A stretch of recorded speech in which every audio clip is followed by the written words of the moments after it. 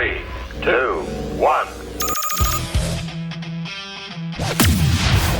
Welcome to the Brute Strength Podcast, where we explore strategies for training, competing, and well-being shared through experiences from some of the sharpest minds in the fitness space. Now, welcome your host, Micah Shoemaker. When I first heard of Active Life, I was approached by a coach that, actually our head coach at our gym that I was operating. We had 2 gyms in North Carolina. And he said, man, have you heard this thing called Active Life? And this was probably 5 years ago at least. This was earlier probably in the Active Life come up, if you will. And he said, man, you need to check this thing out. Like, this could be revolutionary for our gym. And I was like, okay, why? Why will it be revolutionary for our gym? It seems like a lot of money. He said, well, you know how people come to us and they're in pain? I'm like, yeah, I do. And you know how we have to refer them out to chiros and PTs and et cetera? He goes, well, what if we could bridge that gap? I was like, that sounds like an absolute lawsuit waiting to happen. I said, how do you respond, sir? And he's like, well, he goes, they have this immersion course where you go, and I'm going to butcher some things. So that's okay. At the end of this butchery, you can correct all the things that I butchered. He's like, they have this immersion course that's, several weeks long. And I was like, okay, how much does that cost? And he gave me the number. He's like,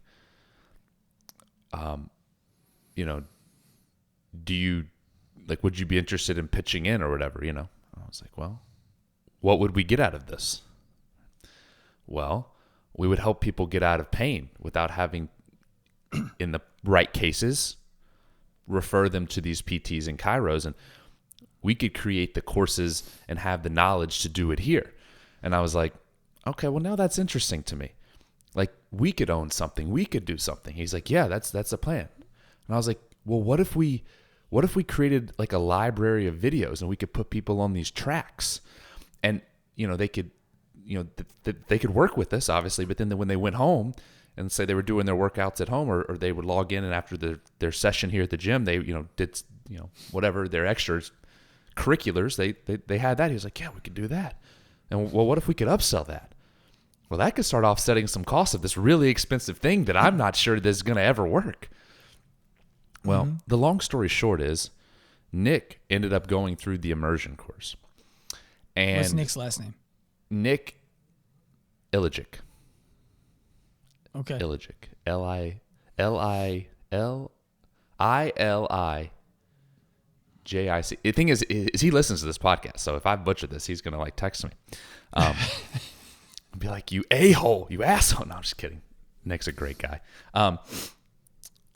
Nick came back, and I say came back he went into the lair or the cave of Active Life and came back.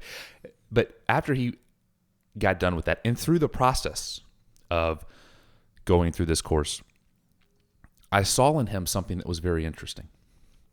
I saw a tremendous amount of confidence, a confidence that, not that he didn't have necessarily, but that was shown in a different light. What I saw was a guy that wasn't afraid to tell people no. What I saw was a guy that wasn't afraid to go out and get the right people and say yes. And I was sold on this Active Life thing. I didn't go through the immersion course, but I was sold on this Active Life thing. And our deal was he would have to come back and give me weekly updates on what he was learning. That was our deal. I was like, if you're going to do this, I want to make sure this is this is money spent towards the right thing. So our deal was we're going to meet once a week, or however we did it, and you're going to tell me what you're learning, and you're going to tell me how we can apply this so that it makes sense for us, and it makes sense for our community, so that we can help more people. Deal. And so he went through this, and we did. That's exactly what we did. Months later, a year later, we built out an entire online portal, and we did just that. We helped more people become pain-free. We helped more people get back in the gym and avoid having to go to the doctor. And I've been a fan of Active Life ever since then. And ironically, that's why I can tell you exactly what your I say tagline. That sounds so salesy. That's just not even fair. But maybe your mission statement or value statement. And I've been incredibly impressed as someone that is still in a family business to this day. I'm not in the gym business anymore, but in a very successful family business for over 40 years. I appreciate good businesses. And though this particular thing has nothing to do with fitness for those listening to this podcast, I want to say thank you for what you do. And this, I didn't have this whole thing planned. I just, we got on here. I saw you. I felt nostalgic and wanted to say that. Mm-hmm.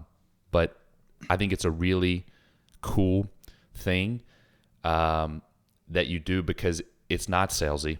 It's not bullshit. I can tell you care. And of the hundreds of, that's not fair, of the half dozen hours that I've listened to your podcast and preparing for this session here, as I do with every guest, it's very clear to me that you aren't here to sell things. Though you do sell things. Let's not make any qualms about it. You do. You're here to help people, the right people that you believe that you can help and have the answers for. So, anyways, Dr. Sean, welcome to the show. That was Thanks, Micah. Very lengthy intro, but I'll take it. But I think for those listening, because some people are going to look at this podcast and go, "Well, you guys talk about CrossFit, and what does Dr. Sean know about CrossFit? Well, like, what is his deal into CrossFit? He's just helping people get out of pain. I'm not really interested in that."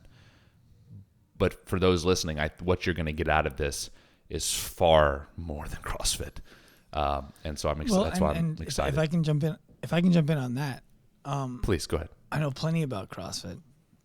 I opened my first CrossFit gym in 2011. I opened my second CrossFit gym in 2012. I opened my third CrossFit gym in 2013. And holy shit! Wow. What's that? I said, "Wow." What'd you say?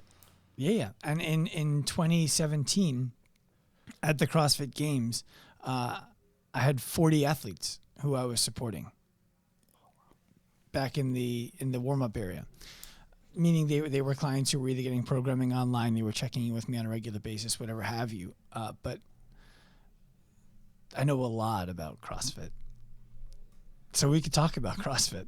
My evolution has been out of CrossFit because I've always found myself, always in my career, more interested in helping people reclaim a life that they thought they'd be able to live and have since convinced themselves they can't. And when I was running CrossFit gyms, the truth is those kinds of people don't get helped by CrossFit gyms. People who get helped by CrossFit gyms are the people who are already somewhat healthy. Look, I'm not suggesting you can't lose weight in a CrossFit gym or get healthy in a CrossFit gym. You can. Most of the people who are successful in CrossFit gyms are either already fairly healthy when they show up and they want to be fit, or they've lost themselves along the way, but they used to be an athlete. And coming back to a CrossFit gym is like, this is high school practice all over again, and they're down for it. I was always interested in pulling out the 20% of people hiding in plain sight who think that they can no longer live the life that they wrote for themselves. And I realized I wasn't going to be able to do that through CrossFit. And that's when I left the CrossFit industry per se to start a business that's adjacent. It's opportunity. It's seeking opportunity, I think, in a lot of ways, and seeing that. Look, I want to be clear. I'm very grateful for CrossFit and what it's done for keeping people active in a lot of ways. However, the dark side of CrossFit is, if you ask your local PT or chiro, who are the people that you see a lot of, and they'll tell you a lot of different avatars, but you'll oftentimes hear CrossFit athletes, and I use air quotes, CrossFit athletes.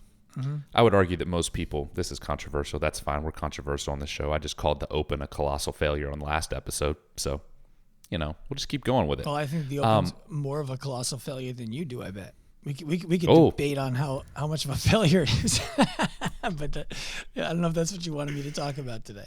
Yeah. And what they'll tell you, these chiros and these PTs, because look, I see a PT every other week. Like I but I also know that the volume and the way that I train is differently than the 45-minute class in a lot of ways, and thus my goals are different in those ways as well. But here's the interesting. This is where things come to a point. Most people aren't athletes. Most people don't have a sports-specific goal they're going after. Yet we call these people in our gyms athletes. And I'll raise my hand. I was one of those people. I'm willing to call myself So was out. Okay? I have no problem with that. And I realized something very, very, very poignant. And that was this.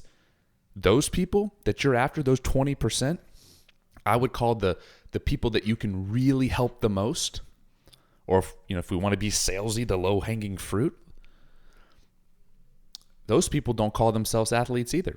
And they don't identify with that language. And so now we're in this cycle.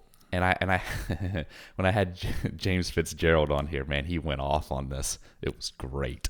But I appreciated what he was saying, which was this whole thing we've created is a marketing bullshit machine that sells us this idea that we're athletes. But the reality is we shouldn't put 135 over our head. That's the reality. Yet we call ourselves athletes because we do a 45 to 60-minute class where we go hard in the paint. Anyways, I'll let you respond. I'm passionate. The reason why I felt like the Open is a dangerous failure. I think it speaks to the same point you were getting at, is gyms already struggle to tell their members what they do. And so what they end up doing is telling people, we can help everybody, whether you want to be a CrossFit Games athlete or you just want to get off the couch, we're for you. And the truth is, I mean, I don't know how much you know about my background, but I got started with brute strength. This is like putting an old sweatshirt back on. It's so exciting. And the way that a true athlete who goes to the CrossFit Games trains, you have to be so good to not make it. You can't help somebody. You can't help somebody in a group class get to the CrossFit Games anymore. It's not 2011. It's a different world. You're not getting to the CrossFit Games taking group class. In fact, I would argue that the people who make it to the CrossFit Games, they use CrossFit in their training. It's not the only kind of training that they do. And so now to suggest, like, the CrossFit Games is a test.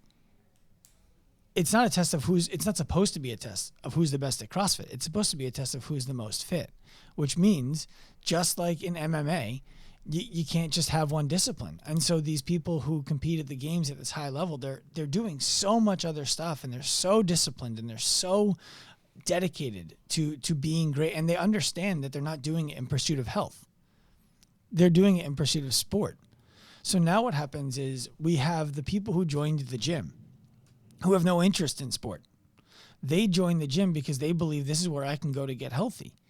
And for most of the year, seemingly, the gym prioritizes that. And then now for 3 weeks a year, it's like, hey, all that stuff we said about longevity, yeah, fuck that. Throw yourself against the wall for these 3 weeks. We're just going to see who can survive. And the problem with that becomes, especially now, for people who don't know, CrossFit has created the level system, which means that people who competed in the CrossFit Games Open are on an email list, essentially. And by the way, I think it's amazing. I think it's a great idea for the people who want to compete, for the gyms who want to cater to competitive people. But if I have a gym and one of my members who doesn't usually compete but wants to fit in with the cool crowd, decides to do the open because that's when 60, 70 people are going to be at the gym at the same time. And I don't want to miss out on that opportunity. So she comes or he comes and they compete. It's against their values a little bit, but they're like, I don't know, maybe I can stretch myself and learn something and experience something new. But now CrossFit's going to send them emails all year to compete in this competition too. And they're going to come to the gym owner and they're going to say, should I do this? And when the gym owner says no, they're going to say, but CrossFit says that I should. Aren't we a CrossFit gym? Yes. Well, then who do I listen to? And that conversation might not ever break down exactly like that, but trust me, that's the conversation going on in their heads. And so the reason why I believe the open is a failure is because it confuses the affiliate owner, which confuses the coach, which confuses the person who's supposed to be walking through the door. That's a problem. What I would love to see CrossFit do is be honest with their consumer and say, we are the sport of fitness. If you own a CrossFit gym, it's because you are excited about helping people get better at the sport of fitness. And then when people show up to the gym and they say, hey, I'm 50 pounds overweight, I have knee pain, and I want to be able to dance at my daughter's wedding in 8 months. Can you help me? The gym should say, no. This is where you come for the sport of fitness. We don't do that here because it's not happening consistently, dependably, reliably that person walking into that gym can get that result. And the open causes that kind of conflict.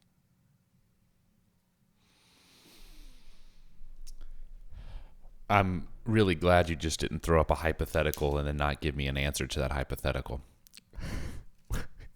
You did a great job explaining. I wouldn't do that to you. Thank you.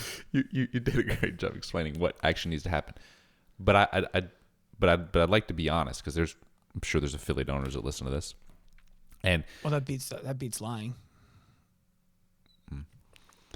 Let me play devil's advocate. But Dr. Sean, that's going to eat into my revenue if I don't have Susie who's 40 pounds overweight. Like, don't you know how business works, Dr. Sean? It is. Why don't you open a fucking Planet Fitness then? Because what you're saying is, I know I can't help Susie, but I need to make money. So let's have her join. And I know that there are affiliate owners out there. And listen, I was one, right? And I ran the open. Yeah. And I did Friday Night Lights out of season.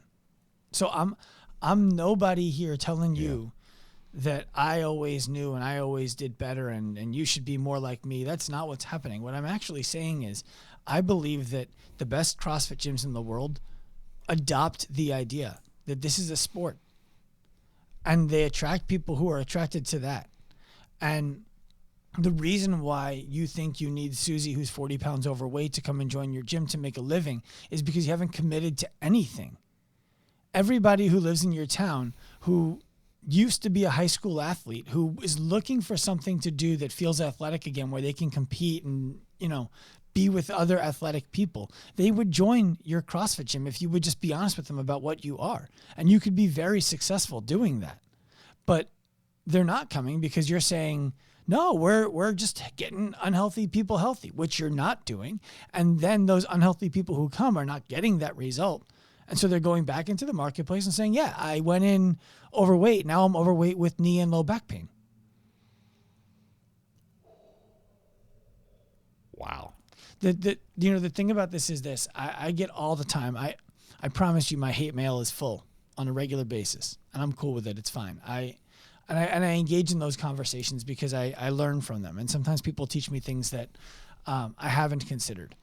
But in this case, when we go back to the open as a for example, I've heard all of the things about but it's a great community event.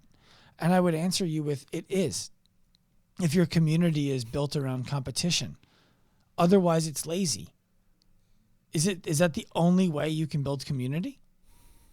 Is that the only way you can do it? And by the way, if you don't want to do the open, my contention to you is you're not a CrossFit gym. Because CrossFit values the open. If you don't, you're not valuing what CrossFit is telling you CrossFit values. They say everybody should participate. It's an event for everybody. The largest fitness event in the world. Okay, I'm on board with that. If you're going to be a CrossFit gym, you should do the open. And if you're going to do the open, you should allow people to know that this is where ex-athletes and current athletes can come and train and have a great time and get stupid fit. All of that stuff happens. But I'm tired of hearing the excuses. It's great for community, as if there's nothing else that could be great for community. You know, people who comment on my Instagram, you know, chasing PRs is a great way to build confidence for outside of the gym. Is that the only way to use the gym to build confidence for outside of the gym? Pardon my language, but it's fucking lazy.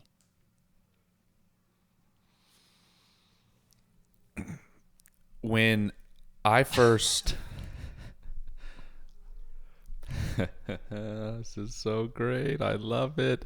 Look, we keep it controversial on here. That's one of the reasons I think this podcast has done so well in its resurgence. And I don't mean controversial in a bad way, like it's some, you know, I don't know, some like quest to be controversial. I think I want to be real with people. I want to give them honest opinions.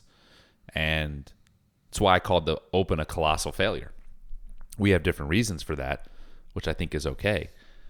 But I explained that on the last podcast. And when I first, back to your hate mail, one of the things that sent a red flag up for me when I first saw you, and not a red flag in a bad way. People think red flag mean bad. Like this was like a more of a boop. You have my attention, Dr. Sean.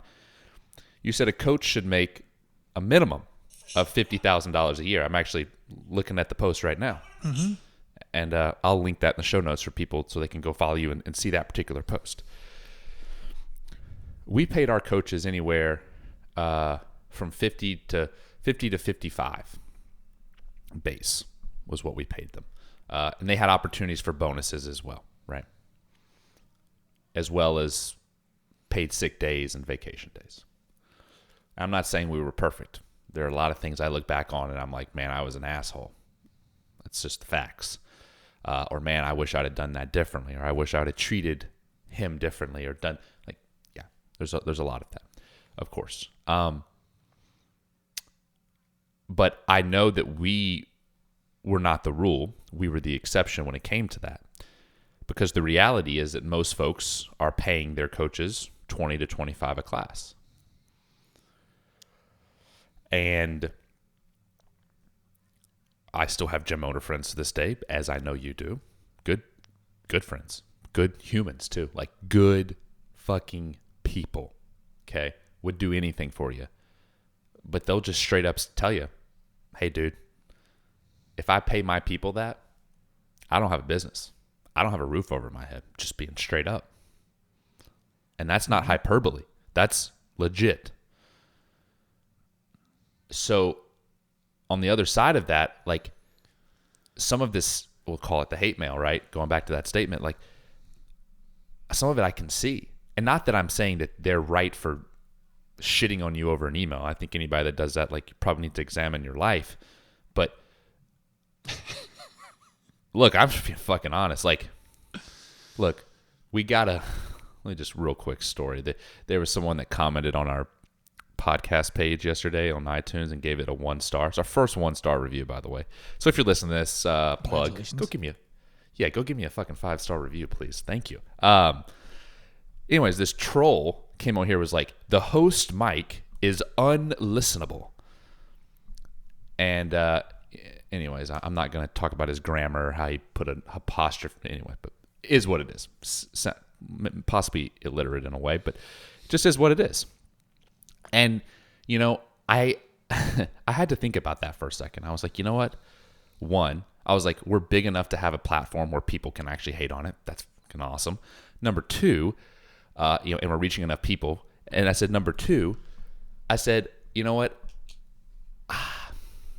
If this person is really that sad of a human that they're going to take it, let's see, it takes probably 20 seconds to make an account on iTunes, another 30 to 60 seconds to post that. If they're going to take 90 seconds out of their day that they'll never get back in their life to post on our page that the host mic is unlistenable, then you know what? That's cool.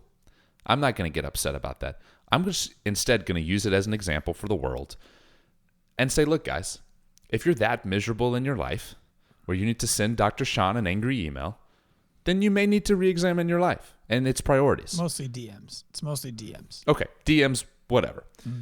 Angry messages. We'll just leave it at that. It's easier. Yeah. But well, I'll go back to the post you're talking about. Yeah. The post you're talking about, I don't have to see it. I know what it says. It says, I believe that a fitness professional should be able to earn $50,000 a year, working 25 hours a week on the floor and 35 hours a week total. And that was a minimum. The reason that I get disgruntled people reaching out to me in regards to that is because they don't read the caption. They just see the picture. And there's the assumption that I'm looking down my nose at a gym owner who isn't going to pay somebody $50,000 just for coaching class, which I would recommend gym owners don't do that. You shouldn't pay somebody $50,000 a year just for coaching class. And to the coaches who see it, yes, I'm championing your opportunity for a career. I'm not championing your right to one. It doesn't mean just because that's what I believe should be the case doesn't mean that I believe that it should be the case for you. And I know that comes across a bit harsh, and I want to unpack it a little bit. I believe that gym owners' number one KPI, key performance indicator to the success of your gym, is your ability to create sustainable careers for the coaches who work in the business. A lot of the industry sees this differently. They see it as the coaches work for the gym owner, and the gym owner makes the rules. I believe the gym owner makes the rules and then uses them to help the coaches.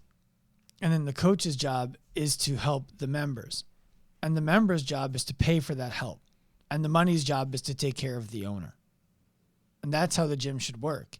So if you want somebody to earn $50,000 a year, they need to create more than $50,000 a year worth of value for the gym. How does somebody in the gym create more than $50,000 a year for the gym? I'll tell you, it's not going to be part-time. It's not going to be in between your hours as a police officer, firefighter, or whatever have you, other job. And part-time you will never beat full-time you at anything.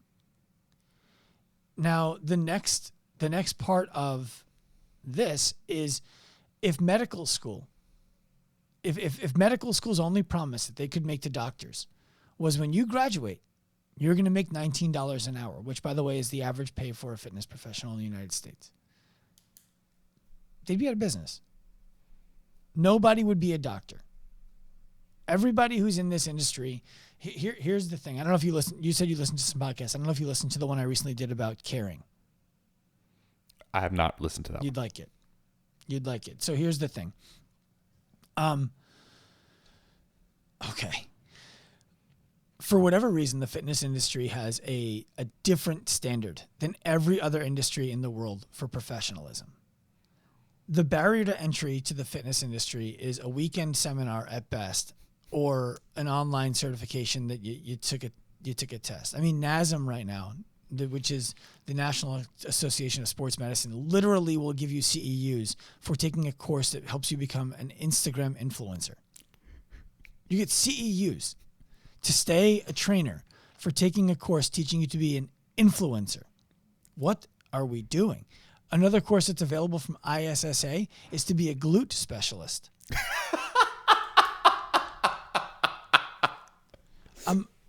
I wish I was kidding about these things. And this is where CrossFit gets it right, by the way. They don't have bullshit courses like that. But that makes them better than the rest, which isn't necessarily where you want to be when that's the category. The standard of excellence in fitness, you listen to anybody talk about it. What's the standard of excellence? You just have to care. You have to care about people. And if you care about people, you're a great coach. No, not true. Not true at all. That is, going back to my phrase from earlier, that is lazy. That's entry level. You need to care about people in order to be qualified as somebody who could potentially be a great coach. Caring about people doesn't make you a great coach. If you care about people, Susie from earlier is somebody who you pull aside and say, listen, I really don't think we can help you. And I'm sorry that I've been trying for 6 months without being successful, but I want to give you your money back.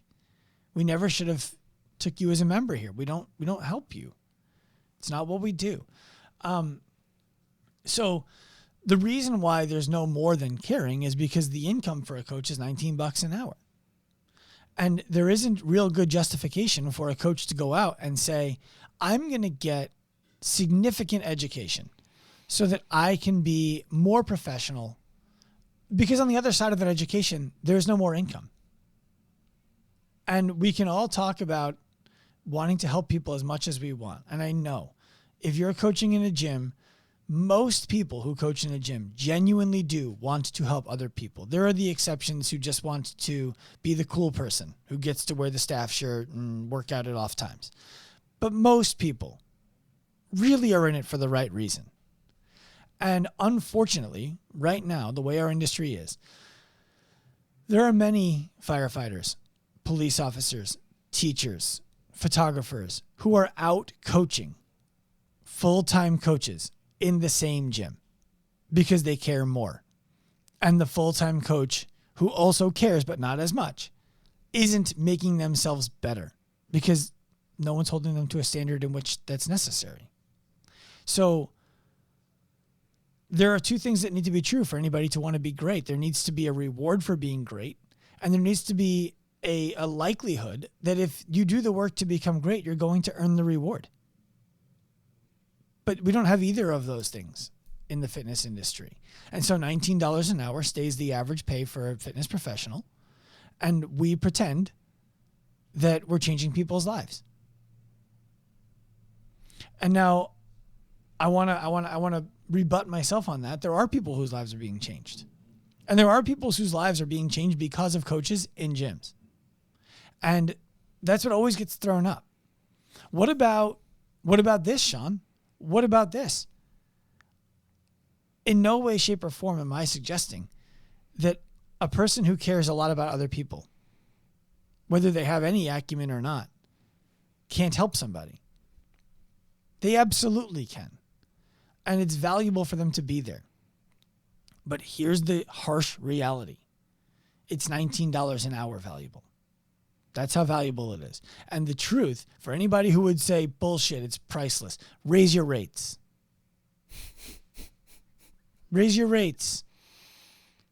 Bring your rates up to a price that would allow the person who is changing other people's lives to have a career changing other people's lives. Because people who can change other people's lives effectively, consistently, reliably, we need them to have careers doing that. So if you're so brave and so sure, raise your rates so that you can pay them that. What's going to happen, and you know it listening, is you're going to lose most of your members if you raise your rates to prices that allow you to pay your coaches what Micah earlier was talking about. That's because while you might believe you're providing that value, you know deep down that your members don't. And if you're a member listening to this right now, ask yourself this. If you're a gym owner, the average gym across the country is charging between $140 and $150. If the gym owner raised the rates to $250 a month for the same service, are you still going to your gym? They go from $150 to $250. If you're at $200, imagine the rate going up $75 to $275. Are you still going to your gym? It's a beautiful thing that you can argue around like, no, I'll care, this, you know. But then when the rubber meets the road, no one acts.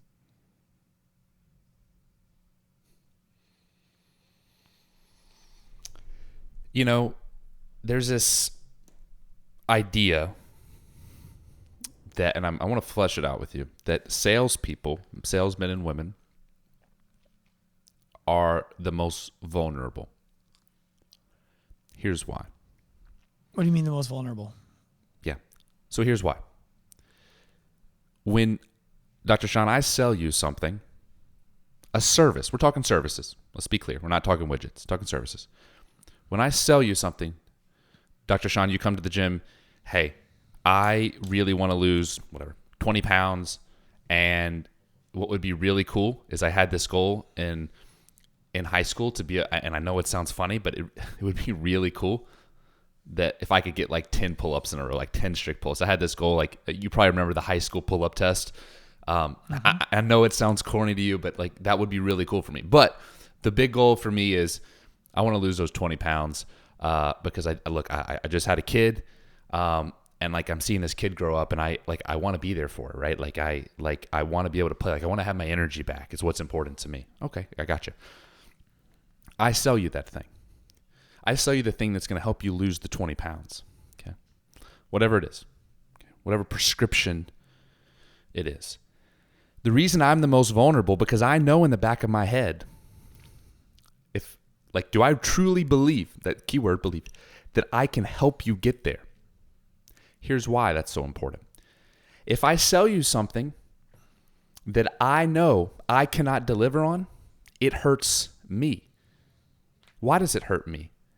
It hurts me because the mental knots that happen when I sell you something, and it's borderline unethical because I know I can't help you get there, but I'm selling it to you because I need the money, because a bigger need than me feeling good about myself and ethical is I need the money. I have to make rent, but I wrap it in this bow and in this Tootsie Roll wrapper but I'm helping people. One of the biggest things that I talked about with my coaches was, would you bring your mom in here? Would you bring your grandma in here? Do you believe we would help your grandma live a healthier, happier life? Not more pull-ups, not more ring rows, not more thrusters, but a better, happier life. The pursuit of happiness. I'm not 65 years old, but I have parents that are, and I know what they talk about now. Mm-hmm. And it's not fucking pull-ups and thrusters. It's I work out because I don't want to fucking die brittle bones. I don't want to fall down the stairs. I don't want to have a hip replacement. It's the pursuit of happiness. It's maximizing the time I have left. Go ahead. Mm-hmm. You could interject that. But I have one more thing to add. Well, add it. I was just taking a deep breath. Add it. Okay. So, the reason salesmen and women are most vulnerable is because they are selling you or Susie or whomever the thing, the service that is going, the promise that is going to ultimately deliver or not deliver. And I'm not here to debate, well, you said it was going to take 6 months and it took 9. I'm not here to debate that. I'm merely saying that if you say something, if you promise something, your promises are only as potent as your belief in them, right? Because ultimately, in sales, if you promise someone and you know you have a history of going back on your promises or not delivering, your promises become less potent. And this isn't just in sales. This is, I believe, in life. I say I'm going to work out at 7 a.m. My promises become less potent every time I don't act upon that thing. I'm going to start that diet tomorrow, and tomorrow becomes next week and next month and next year. My promises to myself, my word, which is really all we have as human beings, is going to become less potent. And I think that is so vital for any gym owner, any sales man or woman that is listening to this, is do you truly believe? Would you bring, this is the litmus test I gave to my coaches, would you bring your grandma up in this joint and not be coached by you, be coached by the AM coach, or if you coach AM, the PM coach, and you're not here to supervise? If you can't pass that litmus test, you don't fucking believe in the product, and don't fucking tell me you do, because you're bullshitting me. You're bullshitting yourself. And I would tell my coaches just like that. And that was our litmus test. I'm sorry. Yeah, go ahead, Dr. Sean. There are layers to that. The first thing is, would you bring your mom here, your grandma here? Compared to what? So here's the thing that happens. Yeah, it's better than them staying at home and doing nothing.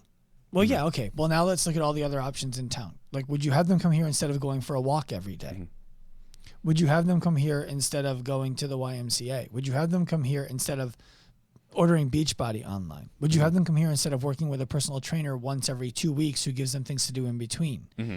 But like, it becomes a bigger thing. And like I have this argument with people all the time when they're like, fitness should be covered by health insurance. I'm like, no, it shouldn't. It shouldn't. Fitness is essential. Your gym isn't, right? Like, yes, the answer that people, like, if you could put fitness in a pill, it would be the best-selling pill of all time. The answer to that is obviously yes. It's incredible. Everyone should be a part of it. The problem that's not being addressed there is that fitness compared to nothing is a pill. Your gym compared to someone going to a track in town hasn't been proven to consistently be any better. That's why insurance companies won't pay for it. Mm-hmm. That's the unfortunate reality. Mm-hmm. There isn't consistency across any brand that shows that they are doing a better job than the track. Mm-hmm. So insurance companies haven't paid for it yet. Right. Now, to go further, when you talk about tonality in sales and the tone of your voice and you're believing in your promise, I trademarked the term ethical sales.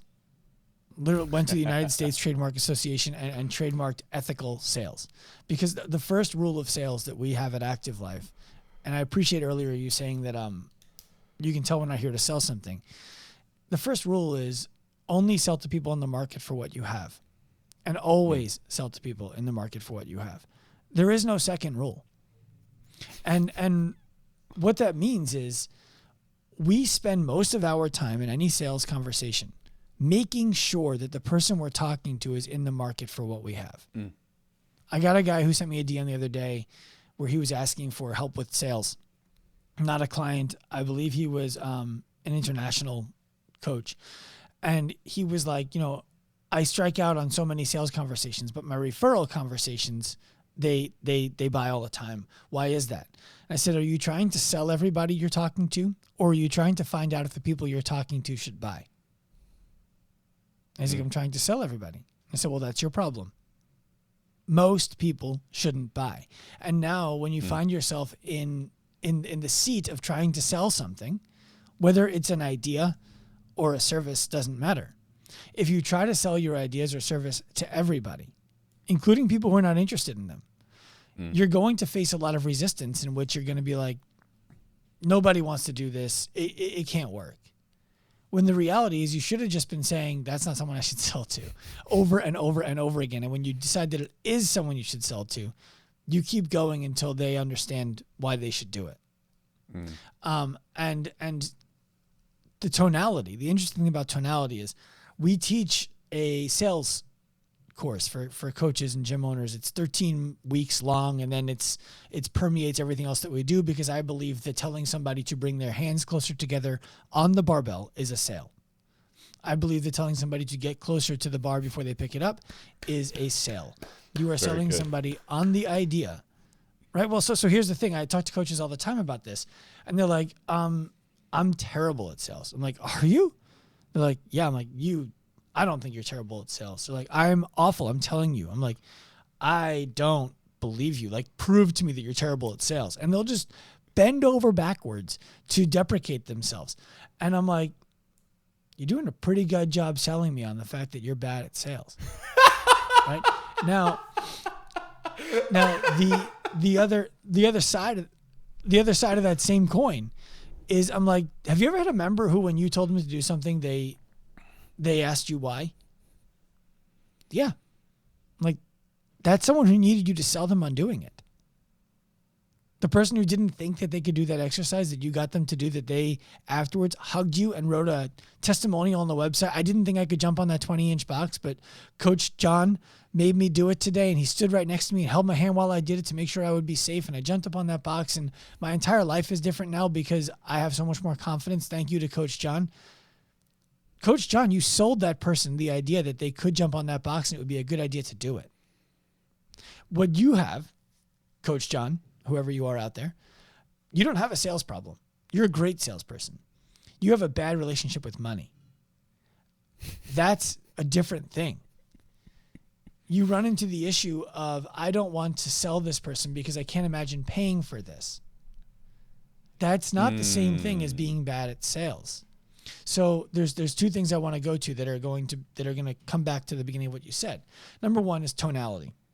In our sales courses, in our ongoing sales education, we teach tonality for like 10 minutes.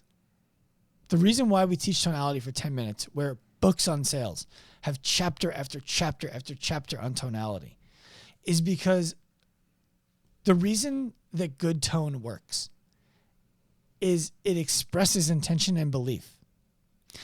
If you need to manufacture tone, you're full of shit. It's that simple. Tone is proper when you believe what you're saying.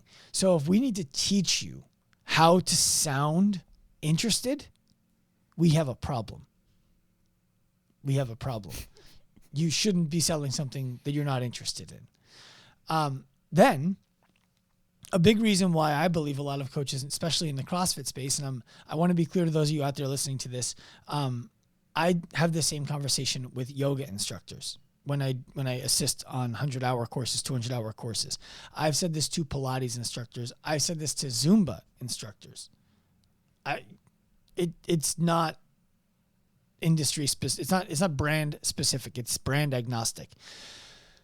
When a brand also has a methodology and you fail to recognize the work that you did with the client in front of you and the work that they did with you, and instead you give all of the credit to that brand.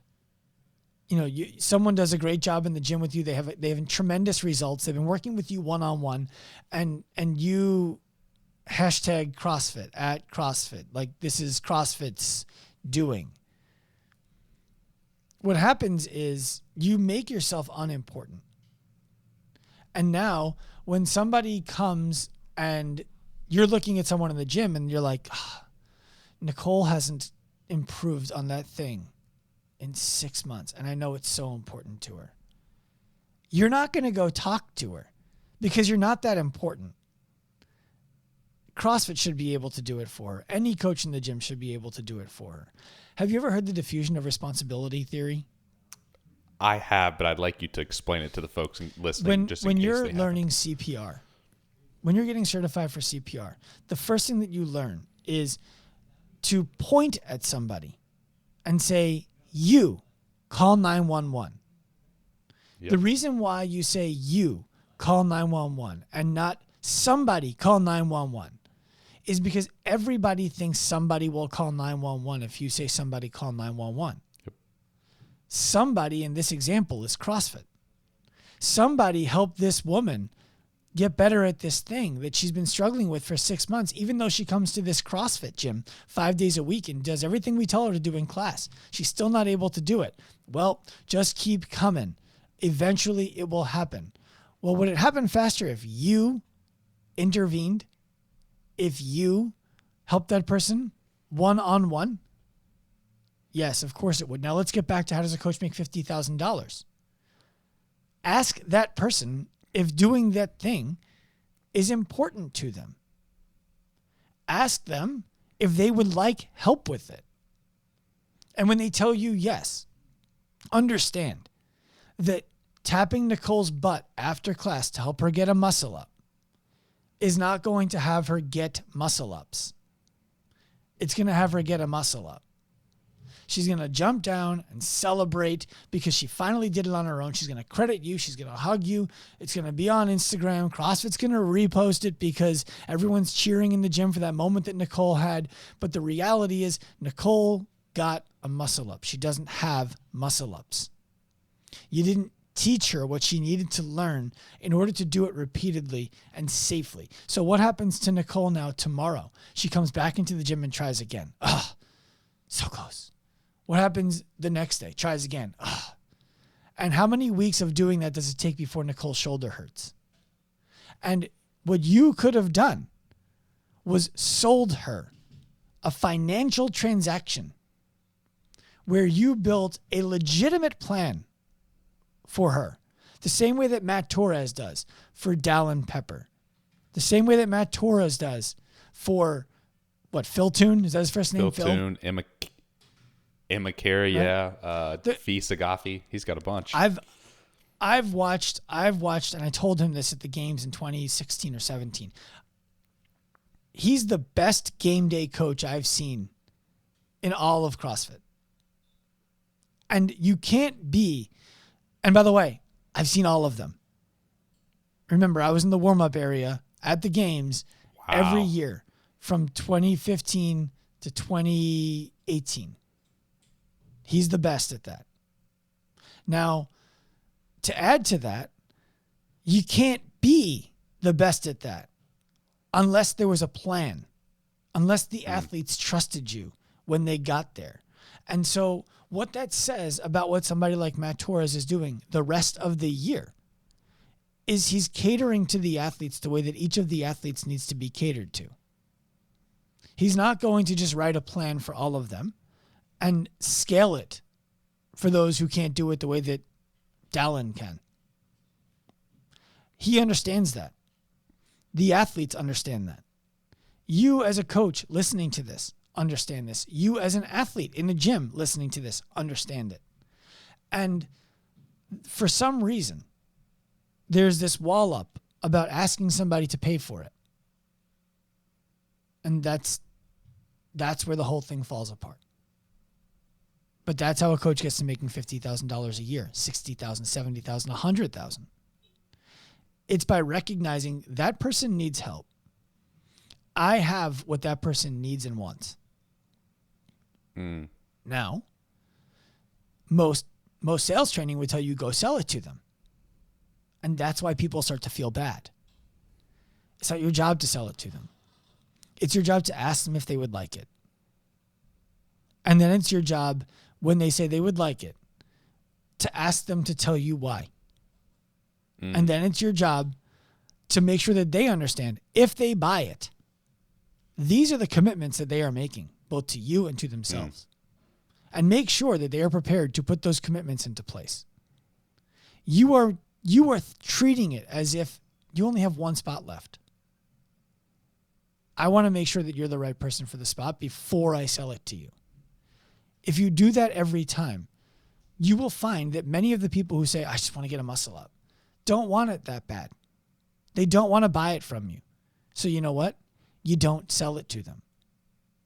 But if you talk to the way that we start coaches off who work with us, is we ask them, are there 10 people in the gym who have something that they're frustrated with that you believe you could help them solve right now? They say yes. We say, okay, I want you to write down the person's name. I want you to write down the thing that they're struggling with. I want you to write down the way that you think it makes them feel. And then I want you to write down why you are so sure that you could help them. And every day, all I want you to do is read that list. I don't want you to do anything else. I just want you to read that list. I want you to read, Nicole still can't do a pull-up. It frustrates her because all of her friends can do pull-ups, and she would like to be able to fit in with them and keep up with them.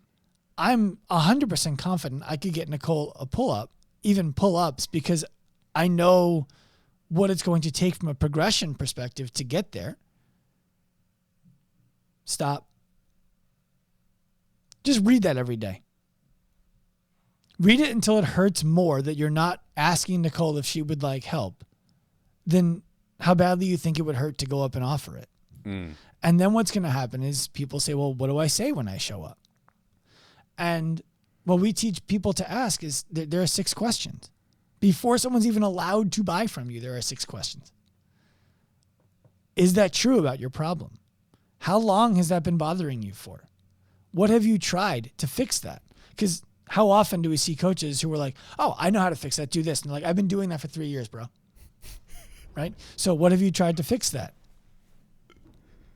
Why do you think that didn't work? Question 5, is it a priority for you that we fix this right now? Or is it just a whenever it happens kind of thing?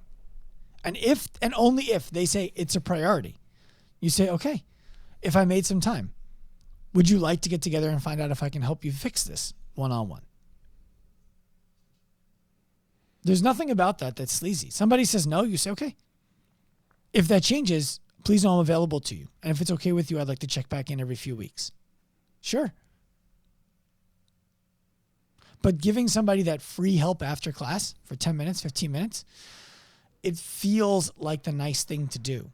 It feels like caring. The reality is that when you really dissect it, it's not caring enough. You don't care enough about that person to tell them the truth that they need more than 15 minutes with you after class because you don't want to have the conversation about them giving you money. It's lazy.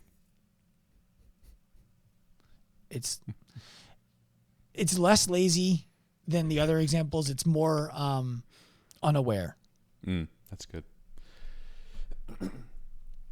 I'm curious because we've talked a lot about the coach. And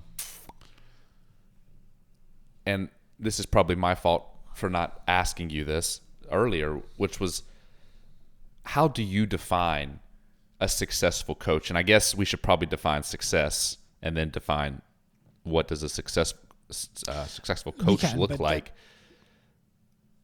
Yeah. We could, but that ends up being a lot of different buckets. And so I think Stu Brower says it really well. There's only 2 buckets that you can fill for a coach when you're a gym owner. One of them is the financial bucket. The other one's the fulfillment bucket.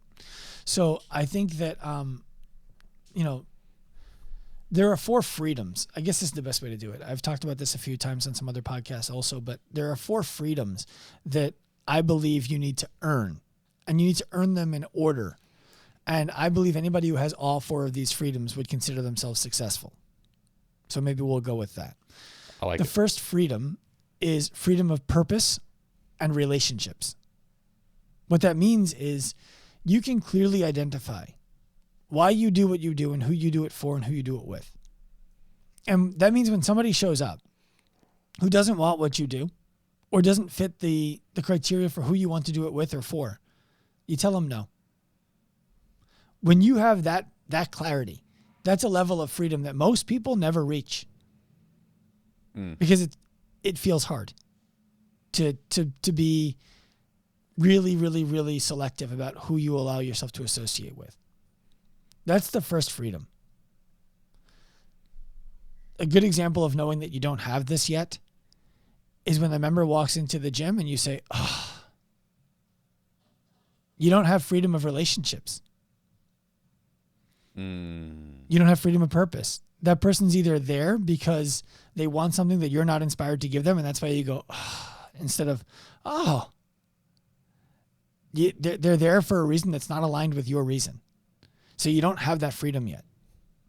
The next freedom is freedom of money. And freedom of money means you have enough money that making more money doesn't solve money problems anymore. It solves, grandiose problems. The bigger house, the nicer car. But those aren't money problems. Those are ego problems. And nothing wrong with having an ego problem. I have an ego problem. I want the nice house. I want the nice car. I want the lavish vacations. I want the great food. I'm no better than anybody when it comes to that. Ego is a thing. We need to acknowledge that we have it, not try to suppress it. So, first freedom is relationships and purpose. The second freedom is freedom of money. The simple way to know you have freedom of money is someone says, you want to go out to dinner tonight? You say, yeah. And you don't look at the price on the menu before you order. Simple. right? And you're not borrowing from somebody else to do that. Right. The third freedom is freedom of time. And too many people believe that having freedom of money affords them freedom of time, when it doesn't. So I'll give you an example of why it doesn't. If you are one phone call away from being back at the 5:30 a.m. class, you do not have freedom of time. If you can't go on vacation for a month and not do any of your business, you don't have freedom of time. Wow. Freedom of time means you literally do what you want with your time. It doesn't mean you have more time than you had before. That's more freedom than you used to have, but it's not freedom. Then the fourth freedom is freedom of contribution. And freedom of contribution is your ability to use the money, use the purpose, use the time that you've earned to fully contribute to something in a way that inspires you. Not half-ass contribute. Now, when I say that, this is the one that's the most controversial for people, and I'll explain why it doesn't need to be. Well, I donate to charity. Are you saying I'm a bad person because I donate to charity? No, that's not what I'm saying at all.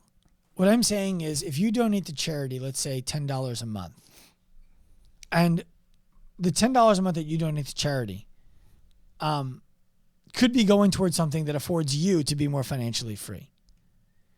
That same money, or the time that you spend to earn it so that you can give it away, compounded in your own personal account, bank account, mental account, time account, whatever account, will afford you, most likely, to give that charity more money in one day than you've given it in the 10 years leading up to the one day that made you feel good while you were giving them $10 a month. Right? Nothing wrong with giving money to charity. There is something wrong when we give money to charity and we don't even realize it.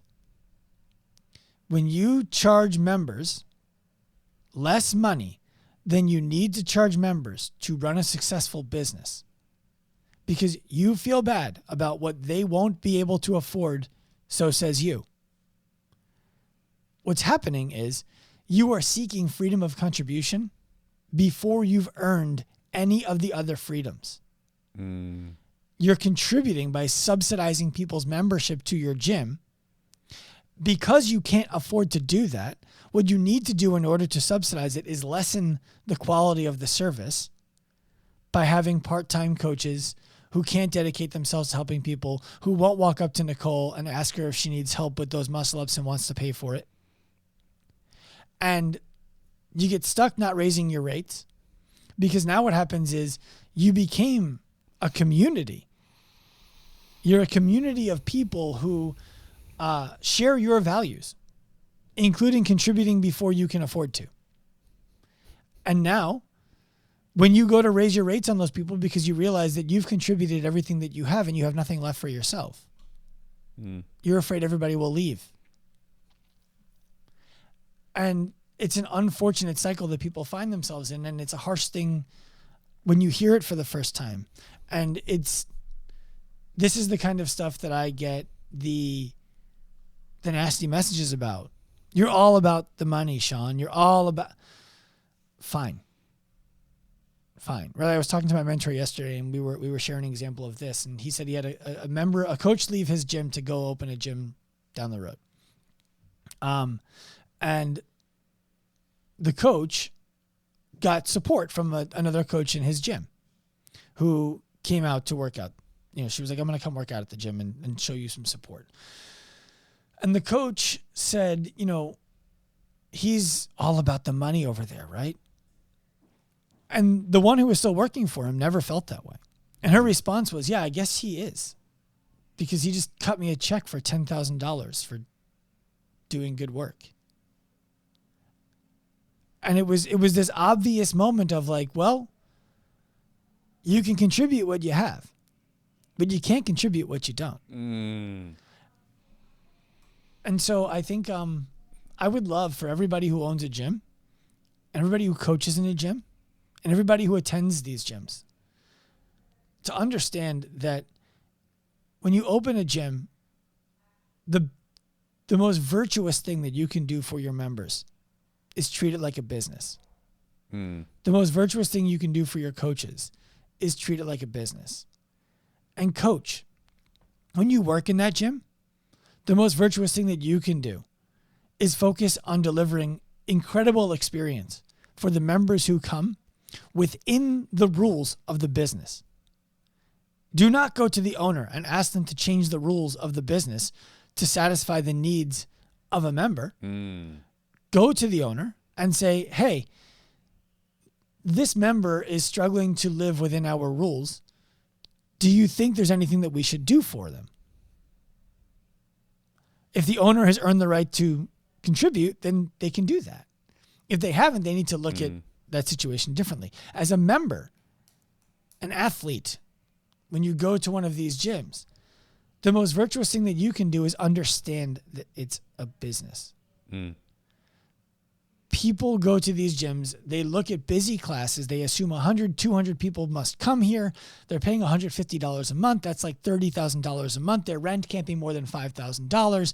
They only pay these coaches like 25 hours a class, $25 a class. They must be loaded. No. The average gym owner is taking home less than $2,000 a month. 2. Now, I'll pose this differently. As a member of a gym, if you knew the gym owner where you go couldn't afford to make ends meet, can only own that gym because their spouse has a career or their parents were able to float them, do you still feel good about going there and paying what you're paying? If the answer is yes, if they raise their rates $50, $100 a month to meet what the market really needs, I would leave. What you're saying is, it's not worth more than this. And that's okay. But that's how this whole thing continues to spiral. So what does success look like for a coach? I believe success for a coach means they have all 4 of those freedoms. And I don't think that a coach is any different than a gym owner. I think success for a gym owner is they have all 4 of those freedoms. And I don't think a gym owner or a coach is any different than the member. Everybody wants those 4 freedoms.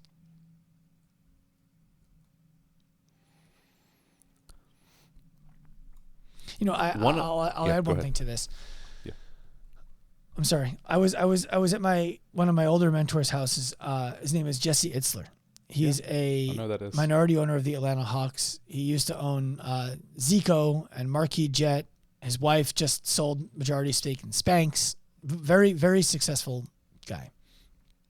And the reason I chose to work with him was because I listened to him speak at a mastermind. I had a check in my pocket for $45,000 to pay to be a part of the mastermind. I paid $5,000 to go for the day. And Jesse spoke. And everything I heard the mastermind leaders talking about was money. Money. Now I want to make money. So I'm like, all right, maybe this is what people who make a lot of money, this is how they do it. And then Jesse spoke. And he spoke about when he wrote Living with a Seal, which is when he brought David Goggins to come live at his house for 30 days before anyone knew who David Goggins was.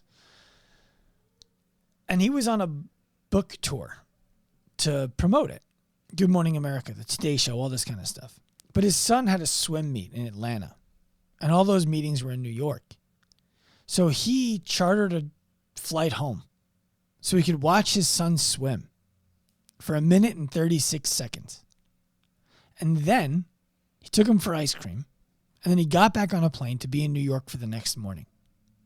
And I took the check in my pocket for $45,000 and I tore it up.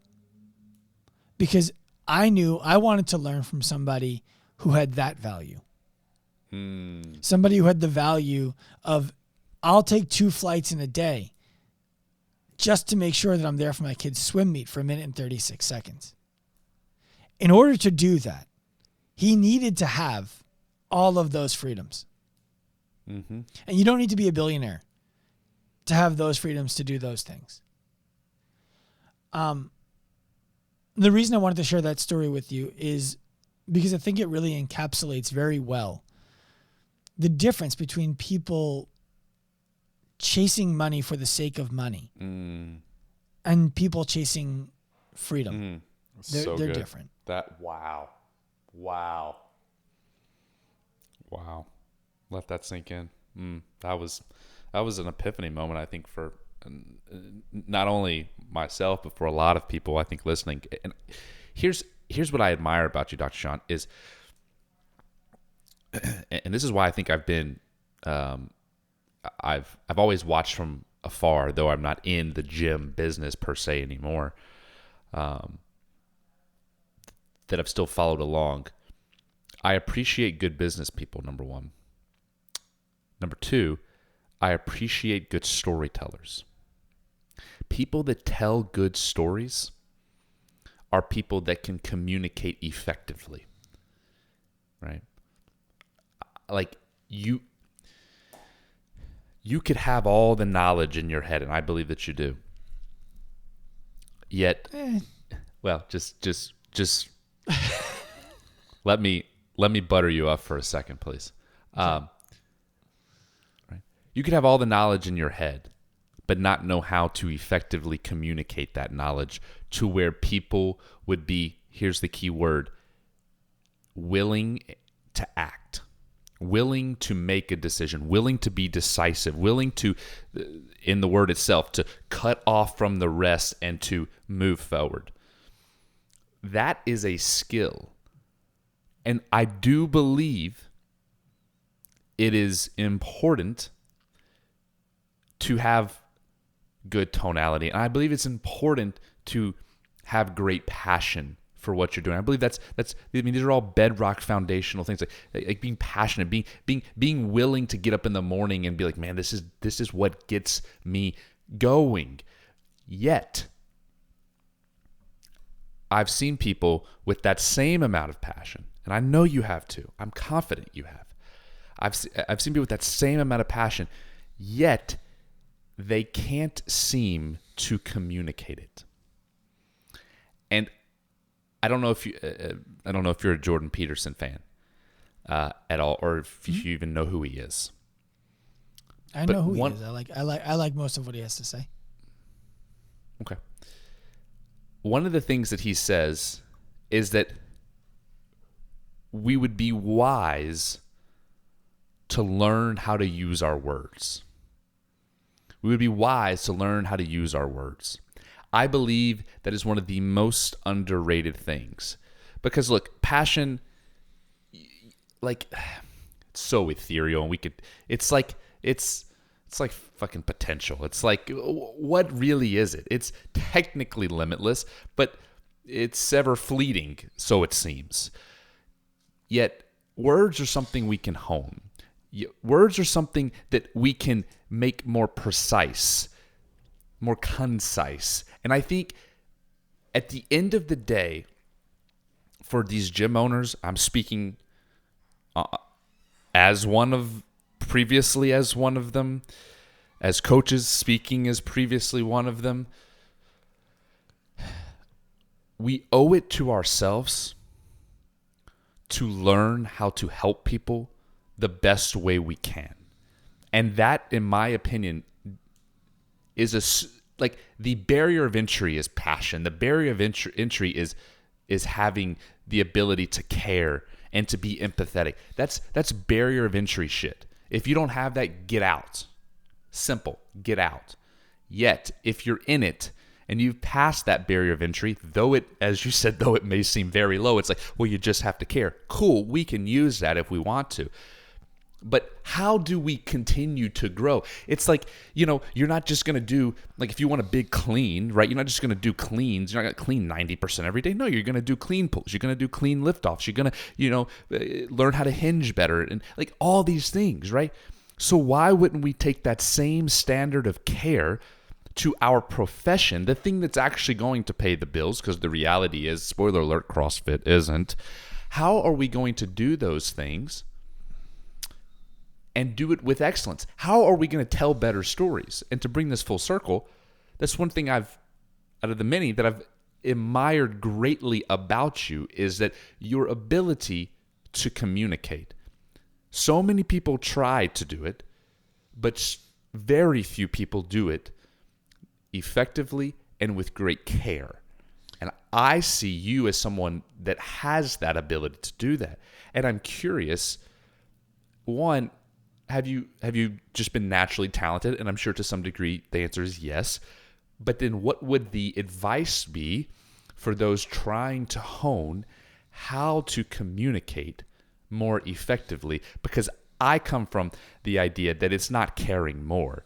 At some point, it's skill, and you have to know how to do it. So I'm curious your thoughts on that. So the first thing I will say is, and I'll get to your question in a moment. You mentioned the word potential and how it's similar than what did you say potential was similar to? Passion. It's like it's passion. Yes. It's like this. It's Yes. like a feeling. No, it's ethereal. It's this thing out there. Yeah. The worst thing in the world to be is somebody who had potential. That's frankly one of my biggest fears.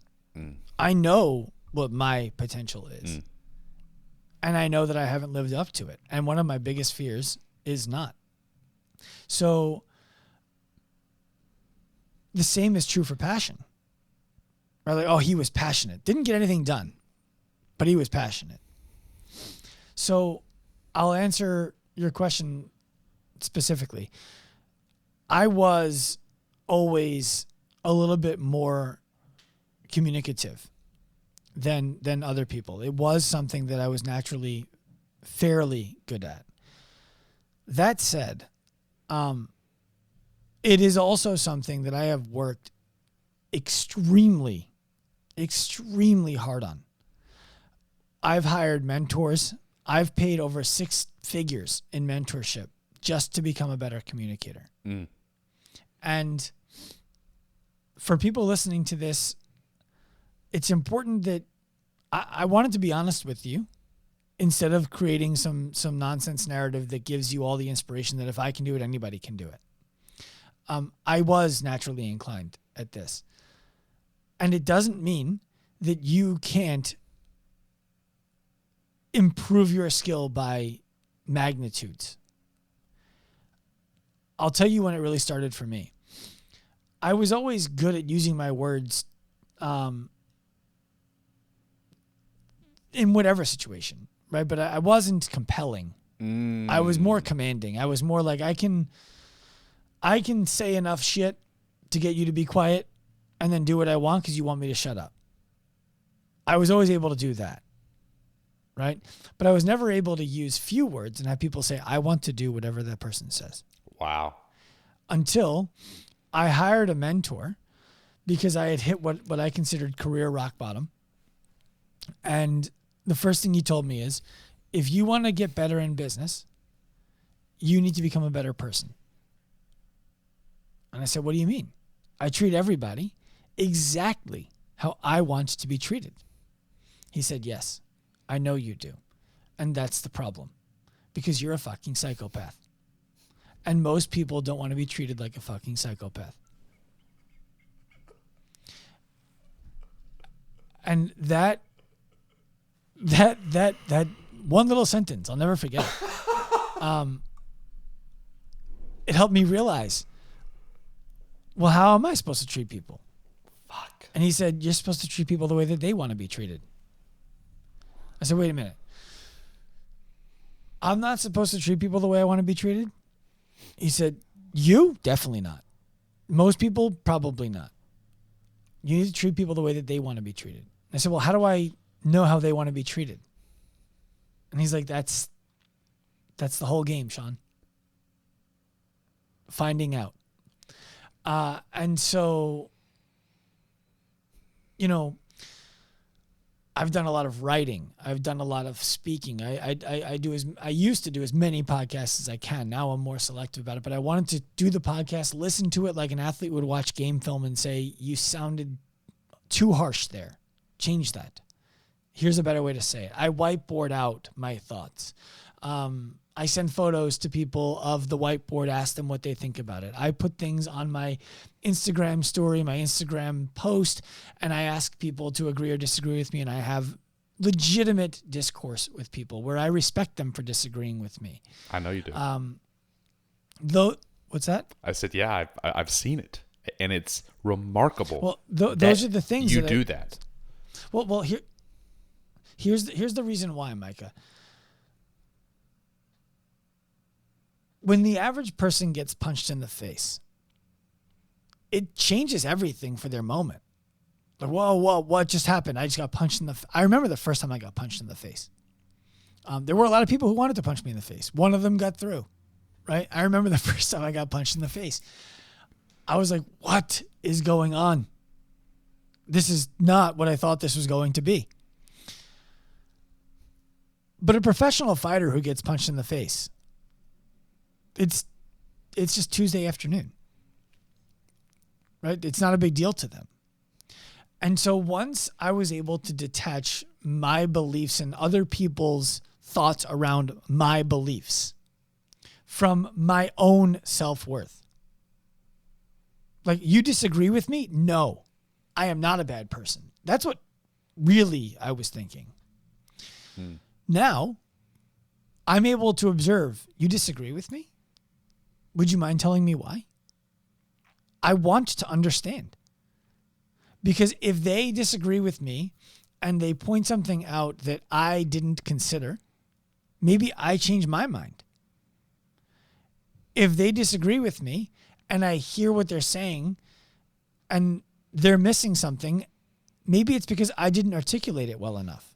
And so I left the doubt. I left the empty space for them to fill. Maybe they disagree with me and they articulate their position very well, and I disagree with them. Amazing. We can do that and still be friends. That's amazing. So the reason I do that is because I want to get better at communicating all the time. And the reason why stories work is because it lets people believe that you're not just making this stuff up. Right? I remember the brute camps back in the day, and I'm going to get myself in trouble here, but I'm going to do it anyway. I remember in the beginning, we used to do, like, whose talk did you like the best? And we used to send these surveys out to everybody. And I gave a talk, and I'm like, it's got to be me. It wasn't me. It was always Chris Hinshaw. And I was like, Chris Hinshaw? All he does is go up and brag about when he was working with Jason Kalipa and then Rich Frowning at the ranch. And then I asked permission to bring this athlete on. He said yes. I'm like, why is that cool? And I loved Chris. Like, Chris, I'm making this sound like I'm knocking Chris. I'm not. I have an immense respect for Chris's coaching acumen. I love hanging out with him. Like, he's good people. So I'm not knocking Chris. I'm just speaking to how I felt when people said he was their best speaker. I'm like, first of all, Adrian Conway was the best speaker. Second, I was second best. Why do you think Chris was the best? And I evaluated it. And I asked him one day, I'm like, why do you think people like listening to you speak so much? And he's like, because I'm telling them stories that they wish that they were there for. Wow. And it's true. It's true. So when he told me that, I was like, he's not humble bragging about working with Kalipa or Froning. That's not what he's doing. He's getting people to trust him by telling them stories that they would have liked to have been a part of that now they get to share in. That was a game changer communication moment for me that I learned from Chris. Stories bring people into the conversation. They can put themselves in the story. They can't put themselves in a hypothetical.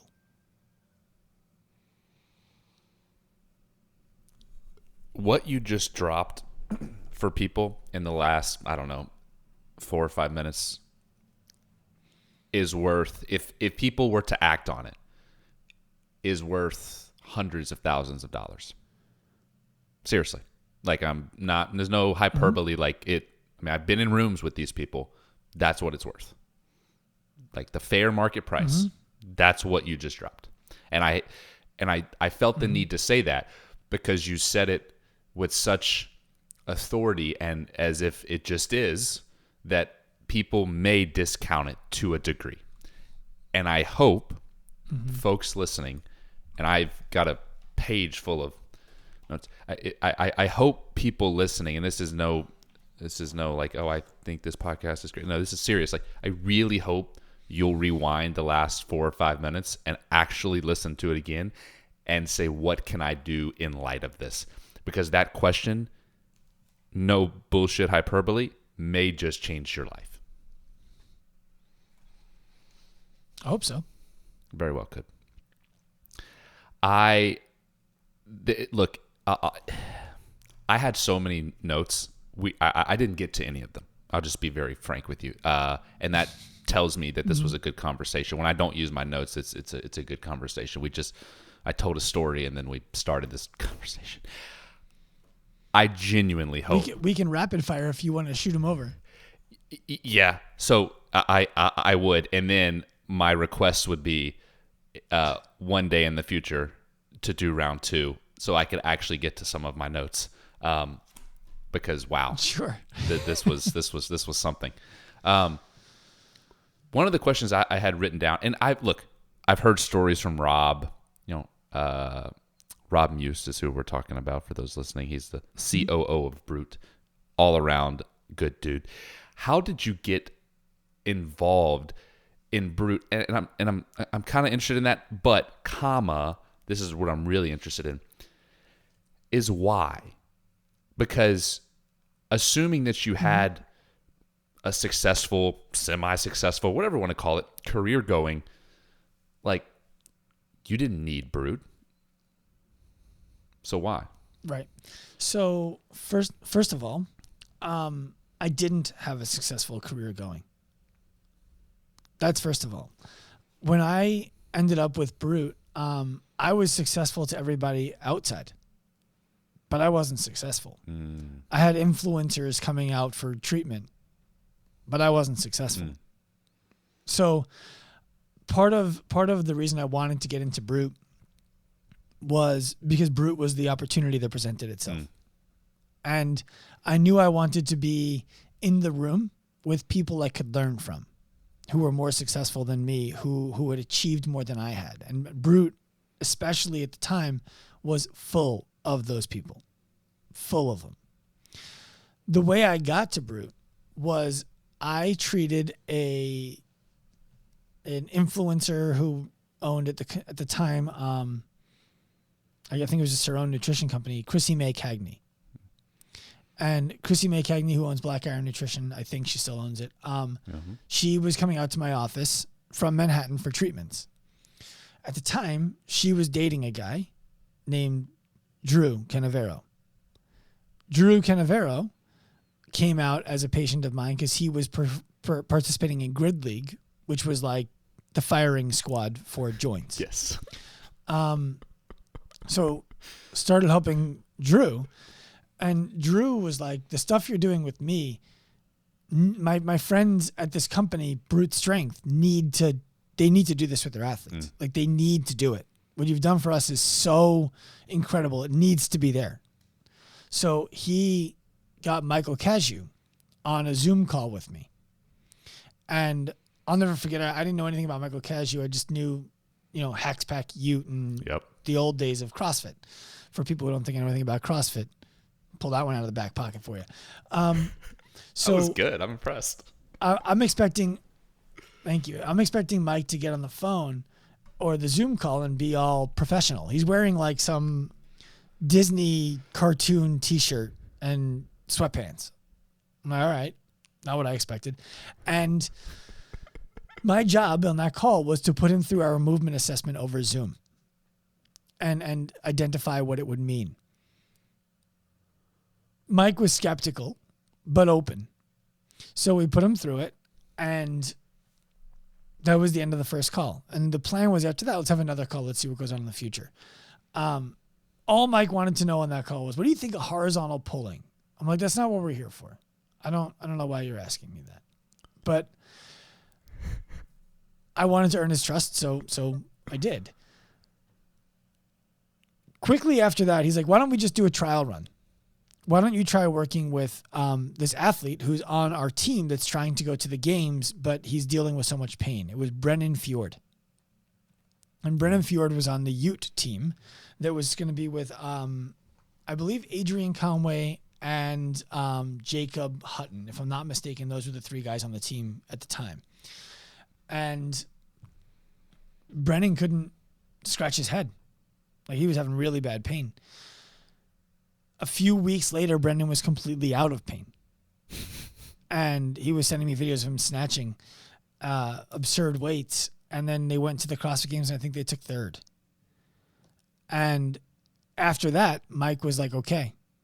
Then he sent me Jared Stevens. Yeah. And I did everything in my power to go above and beyond for Jared Stevens. Then they brought me out to, and did, by the way. Jared and I are still close friends, very close friends. I consider him like family. Then they had their first ever live event in Lake Tahoe at Avalanche CrossFit and Del LaFontaine's gym. I forget what his gym was called. But anyway, they brought me out to speak and assist. And then they gave me a little segment that I ran on my own, and that was it. From there, we were glued. I was at anything that they needed me to be at, anything they wanted me to be at, and I will still support Brute in any way I possibly can. I love those guys. Continuing on the rapid fire, and for those listening, we'll get Dr. Sean back on because I could go 30, 40 more minutes just into that one thing. Given we've laid a lot of context for gym owners, where is the place gym owners need to start? I mean, we've laid a lot of context, so I feel okay asking you, just giving me one thing because of the last hour and a half. Purpose. Are you doing what you set out to do? If you are, how can you double down and do it even better? If you're not, stop. Pivot. Do something different. Yes, you're going to lose a lot of your members when you do something different. When we start working with gyms at Active Life, we effectively, without having to actually close their gym and open a new one. The average membership of a member coming into the gym is like $150 when they get to us. By the time that we're done putting the system in place, it's $500 a month. And it's a different client. The coaches need to have different skill sets. Many of your members are that client. They just don't know how to tell you that they're that client, so you don't lose everybody when you do it. But that's what I would say. Start with purpose. By doing what I set out to do. Is what I'm doing what I want to be doing? If the answer is no, stop hard.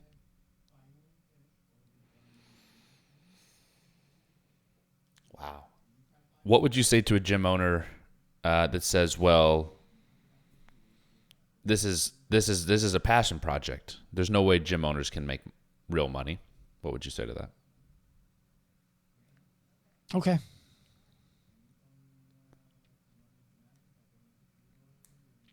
I'm not in the business of convincing people.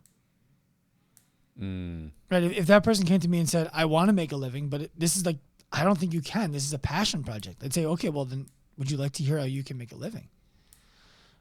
And if they said yes, I would happily take them on and help them. If they were like, no, dude, like this is not a business. Okay, what the fuck are we talking about then? Why are you on my call? That's what I'd be saying. There's an old expression.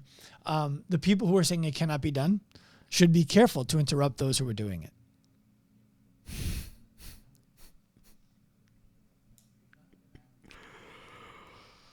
This is full of nuggets, man. A few more questions.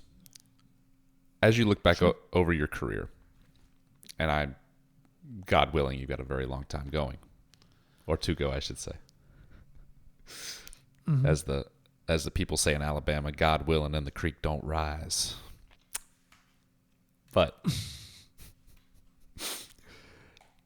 as you look back over your career, and you see where you started, and now where you are, what's the biggest thing that stands out to you as a change in belief? mentorship. Why? Having great mentorship. It's not even close.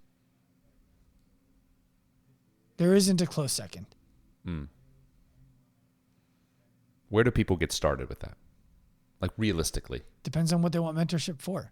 I mean, if you're a gym, the truth, if you're a gym owner and you're conflicted about what you're doing, whether you should be doing it, doing something else, running your gym differently, you want to help people more deeply, come talk to me.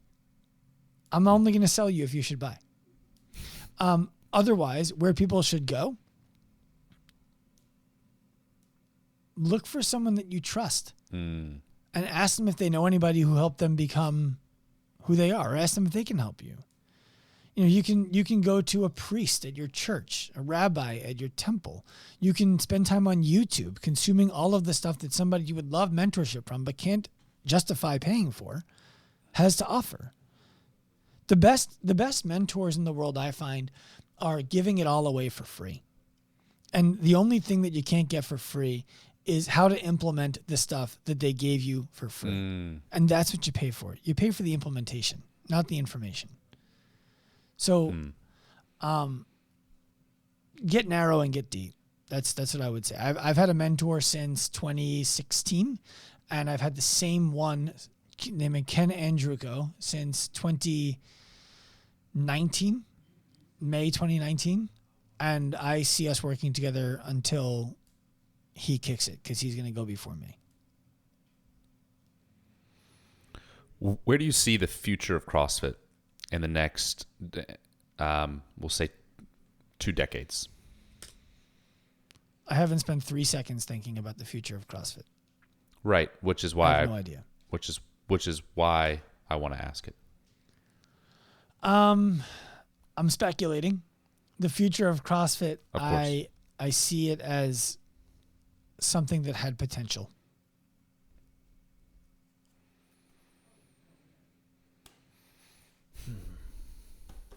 Interesting. Financial potential. All of it. It could have been so great.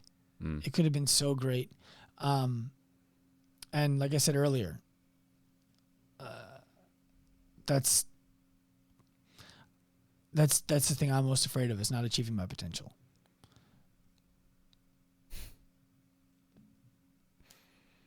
Is there anything you want to add before we get off this call? I genuinely want to talk to people who listened to this and felt something.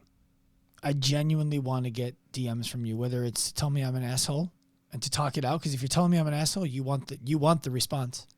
I'll take that. Or if you want to ask me questions, or if you want to give me your thoughts, I genuinely want to hear from people. I have a sickness. I answer every DM. I answer every email. If you follow me on Instagram, I send you a video thanking you for following me. That's live with me in there. Like, I really, really, really want to engage with the people who give a shit about what I have to say. So if you're one of those people, find a way to engage with me. The link will be down in the description below. You can just tap it and it'll go right to Dr. Sean's page, as well as a link to, is it okay if I put Active Life down there, the URL for Active Life? Put whatever you want down there. The easiest, What? No, I didn't know. Yeah, the easiest way to find me is just on Instagram at Dr. Sean Pastuch. But you can put any and all links you want down there. Okay. Well, I'll put that one as the first one so people don't have to be confused. It's like, is it Active Life? Is it Dr. Sean? Is it, you know how people get, and then they don't do anything. Yeah. Everything can be found through my personal stuff. All right. Then I'll just do that. That makes the most sense. Okay. I want to say thank you again. I want to say thank you for your time. Thank you for your insights. And most importantly, thank you for your intentionality. It's easy just to talk, and you're good enough to just run your mouth and say words and breathe air for an hour and 39 and counting minutes. You're good enough. You are. But that's not what I got from you today. What I got from you today was an intentional conversation, some really good back and forth, and as simple and as backwoods Alabama as I can put it, you give a shit. And we need more people that give a shit. Genuinely give a shit. and I'm grateful for that. And though I don't coach in the four walls of a gym anymore, and though I don't operate a gym anymore and any of those things, this conversation was a look back, a reflection of that 5.5 years where I did. And it was a reflection in the past of all of the good coaches that I met along the way, all of the professionals, or I should say all the coaches trying to make it a profession. And my thoughts and advice to them would be, this guy's not blowing steam out his ass. It's worth giving him a follow, and he's not paying me to say that. I'm not getting anything for I'm merely saying this because I see what it can do. I see what being a better communicator can do for you, how you can help more people, you can professionalize your industry, and we all do it. Most of us do it because we do want to help people, and I believe that Dr. Sean and what he's doing gives you one of the best avenues to be able to do so. And so if for nothing else, even if you're not the decision maker of your gym, and I understand that, you can pass it along to someone that is. And I believe that if you pass it along enough times, they'll be like me, and they'll eventually go, who the fuck is this Dr. Sean guy? Because God damn it, he's annoying me right now. And then I go look him up. That's right. Right. And that's how we got here. And it's cool that it's full circle like that. And so all that to say, again, thank you for what you're doing. Thank you for your intentionality. It doesn't go unnoticed. It's my pleasure, man. And I love doing stuff with you guys. I think, I'm just getting to know you, and I'll get to know more about you in time, I'm sure. I can tell people who are listening to this, Matt Bruce, who owns Brute Strength, there isn't a better human walking the planet. I fucking love that guy. He would do anything for anybody. You don't have to be a client. He is the best kind of person. And so if you're thinking about a place where you can put your money to become a better CrossFit athlete, think no further.